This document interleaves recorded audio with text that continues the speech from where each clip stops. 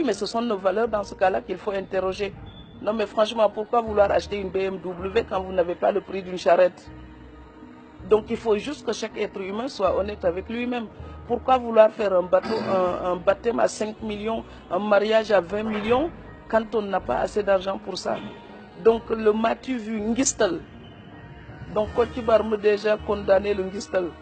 Pourquoi continuer avec la protection des apparences comme ça, où les gens sont prêts à sacrifier leur vie pour être bien vus dans la société? Qu'est-ce qui est plus important?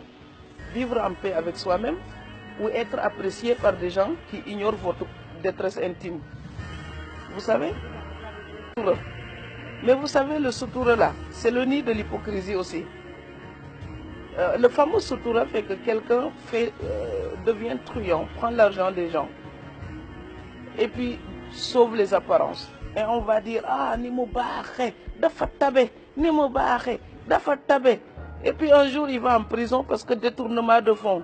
Et les mêmes qui disaient, ni mo baaxe, dafa tabe, ye doomu diw ba de mom dafa dem kaso. Mais lu ko yóbbu kaso mooy la mu leen daan jox. La solidarité africaine, elle est belle, elle est magnifique. Mais quand elle est dévoyée, elle détruit les gens. Et je voulais aussi parler d'ici de la relation des immigrés, puisque vous m'avez dit j'ai écrit là-dessus. Oui, 3 livres là-dessus. Mais vous savez, beaucoup d'immigrés en Europe souffrent. Parce qu'on se demande parfois si la famille les aime vraiment. C'est que du matériel, matériel, matériel. Les gens appellent uniquement pour demander des Western Union. Je voulais lancer un appel à toute l'Afrique. Oui, il faut appeler parfois les immigrés juste pour leur demander comment ils vont. Voilà. Êtes-vous en bonne santé? Comment ça va? Est-ce que le moral, ça va? Juste ces questions-là. Mais à un moment donné, les gens là, ils ont peur quand ils voient 00221.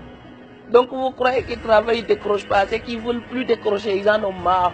Il faut le dire à notre société. Moi je le dis, hein, ça ne me coûte rien, c'est la vérité. Donc j'ai vu quand j'avais pas un centime, ma maison était vide. Donc maintenant quand on travaille, les gens ils viennent. Donc on a besoin des gens quand ça va, mais on a aussi besoin d'eux quand ça ne va pas. Alors que quand vous êtes en Europe, les gens pensent que comme vous habitez un pays riche, vous êtes riche. Mais non. Ce n'est pas parce qu'on est à Sandaga que tout ce qui est à Sandaga vous appartient. Et il faut que nos parents immigrés aussi aient le courage de dire la vérité ici. Donc ce n'est pas la peine de s'endetter pour venir ici en vacances, faire le show et puis rentrer manger des patates pour tout l'hiver, quoi. Non, mais il faut être honnête des deux côtés. Oui, ce sont les mêmes thématiques, ce sont les mêmes questions qui me mobilisent. Mais c'est aussi mon propre pays. Donc ce que je dis, si d'autres me soutiennent, j'aimerais aussi que ce soit entendu par mes frères et sœurs d'ici. J'aimerais bien que les lycéens, par exemple, au Sénégal, puissent se dire, oh, si elle a étudié jusqu'à ce niveau-là, moi aussi je peux le faire ou je peux faire plus. Parce que l'époque s'améliore. Donc je voudrais qu'on lutte contre la désespérance. Il faut arrêter de dire que tout va mal. Parfois, souvent ici, les gens ils disent, je ne peux pas continuer les études parce que je n'ai pas les moyens. Hey, ça c'est du n'importe quoi. Franchement, même en Europe, même en Amérique, il y a des étudiants qui travaillent chez McDonald's pour payer leurs études. Donc je n'ai pas les moyens, ce n'est pas une raison d'arrêter les études. Et je pense que je suis très bien placé pour le dire. J'ai gagné mon premier salaire, j'avais 12 ans et demi, c'était à Banjul, Mbindan. Voilà, et je l'ai fait à Dakar, je l'ai fait ici, je l'ai fait à Strasbourg. Il faut que les gens déplacent la fierté. La fierté, ce n'est pas avoir les mains propres et réclamer de quoi vivre aux autres. La fierté, c'est transpirer pour faire fleurir sa propre vie. Et au Sénégal, on a parfois des fiertés mal placées. Donc, je suis désolée de dire ça. Ils vont peut-être m'insulter, mais je suis sénégalaise aussi et je peux le dire. Le travail rend les gens plus propres et plus dignes. Donc, il faut qu'on travaille. On dit le sous-développement, mais l'Europe, là, tout le monde veut aller en Europe. Après la guerre, c'était un tas de pierres. Il y a même des gens, ils avaient tellement faim qu'ils mangeaient des rats.